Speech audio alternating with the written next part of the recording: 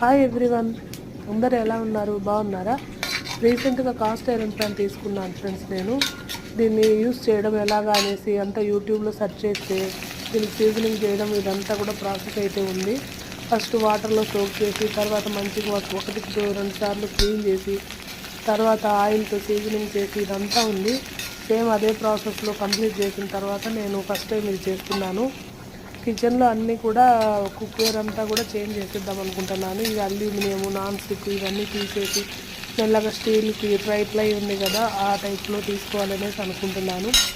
స్టీల్వి కూడా చాలా వరకు స్టీల్లో వాడితే మంచిగా అనేసి అంటున్నాను. హెల్త్ వైజ్ కూడా, హెల్త్ కంటే ఇంపార్టెంట్ ఏది ఉండదు కదా. కంపల్సరీ మీరు కూడా చేంజ్ చేయడానికి ట్రై చేయండి, కుదిరిన వాళ్ళందరూ కూడా.